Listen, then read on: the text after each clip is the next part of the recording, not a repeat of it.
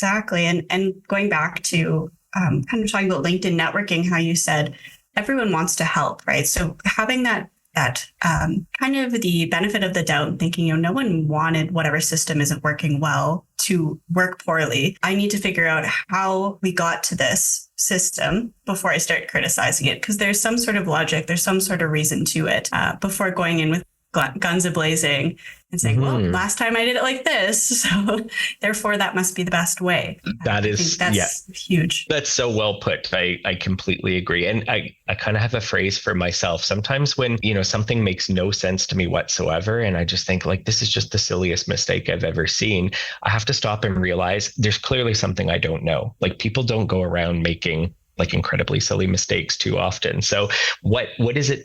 What possibly don't I know that would give some explanation to this? I think you're spot on with that. That's really helpful. I think take time to listen and learn is really great. And I think, especially coming from someone like you in your position where people maybe look to leaders to speak without thinking or speak without actually understanding what's happening around them. And sorry, I misspoke and said they look to leaders to be that way, but sometimes I mean more so that they think a leader may be that way. So it's great to hear from someone like you in a leadership role that is saying, no, look both ways before you cross.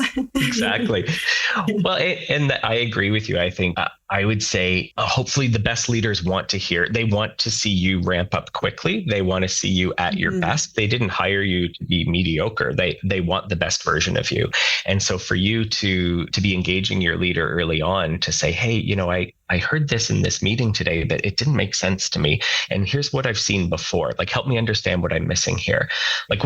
That's a great start to a relationship, in my opinion, because you're asking for that mentorship and advice. You're showing that you have an interest in learning and understanding, and that you do have an opinion and a perspective to offer that's going to hopefully add some value to the team and the organization. When you said that, I've been to a few networking events in Toronto for younger women, and a big question comes up about confidence and how to find that mentor, or in the words of another lady at an event, how to find your tribe. So do you have any advice once you get in the door, how to either make that connection with your leader or find those people that are there to support you and help you in your new role as you're drinking from that fire hose?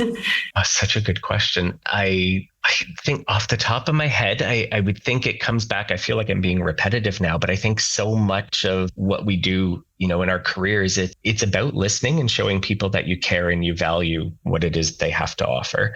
So if you're, I find a lot of us feel pressure to have answers to questions, and I say this often to people, especially when they're being promoted, is, you got where you are today because you probably execute really, really well and you have the answer to every question your manager's ever asked you. But you hit a point in your career where having the answers isn't as important as having the right question. And so are you asking the questions that are going to push the team or the company or, whatever the organization industry, are you pushing them forward with your questions by helping people to think differently?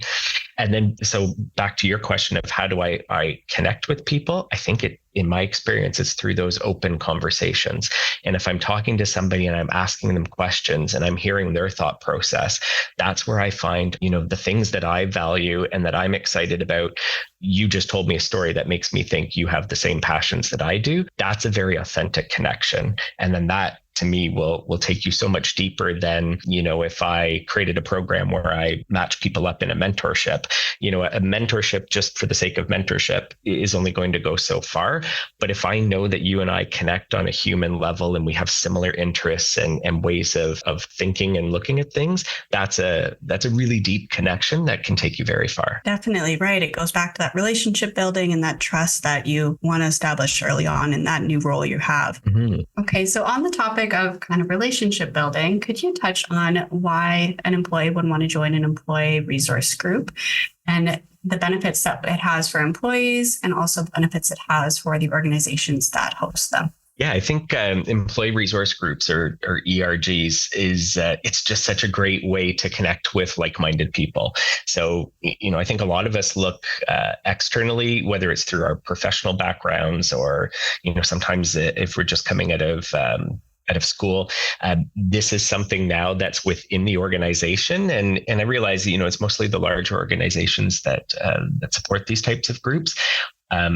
in the companies that I've worked with, we have so many. I don't even think I can estimate a number, but whatever your passion is above and beyond what you're doing in your day-to-day job, it's an opportunity for you to, fill your cup. You get energized. I always get energized when I do something that's a little bit different and is aligned with my interests, both inside and outside of work. So I would say what's most important is if you choose to join an ERG, there's lots of different ways to do it. You could be in a leadership role where you're helping to come up with, what does the calendar of activities look like for a year? What kind of goals or objectives are we going to have as an employee resource group?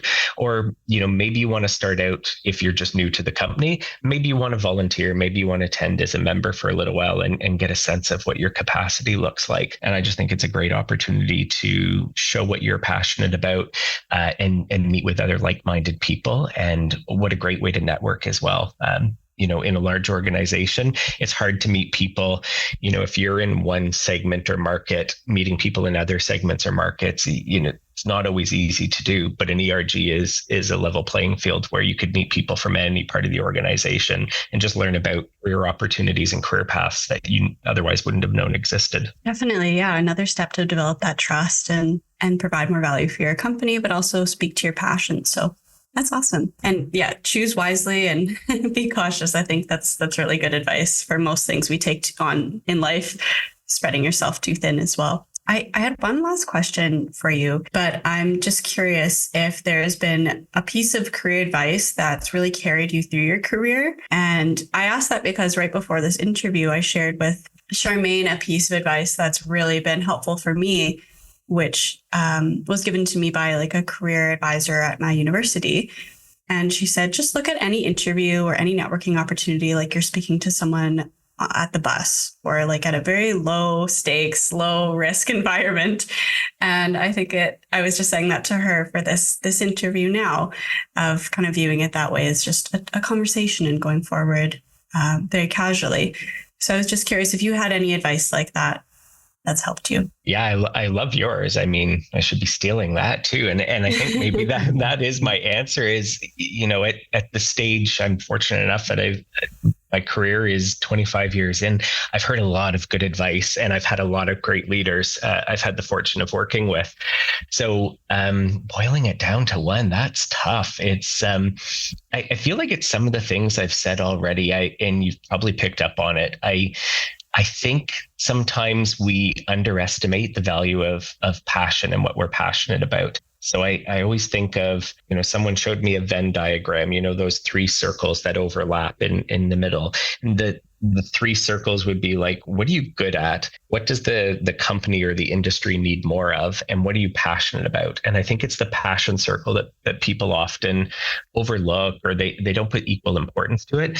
But if you can find where those three things overlap, that is, to me, that's the sweet spot of where people are going to, they're just going to be so satisfied in their careers. They're going to see opportunities they wouldn't have seen otherwise. And I just always look for that with people that I work with. So I don't know if that's the best advice, but that's one that I come back to time and time again. Yeah, no, that's great advice. I think when you lead your life through your values and finding also your strengths and what kind of is needed in your environment, you can find a very beautiful sweet spot, as you said, and be very fulfilled in your work. So that's great advice. Thank you for that. Thanks for yours. Yeah, my pleasure. That is the end of our questions for you. We really appreciate having you on and you sharing your advice. I've been taking so many notes through this whole interview. I think we all have a lot to kind of reflect on and good points all around. So thank you so much again, and looking forward to doing something in the future. Thank you.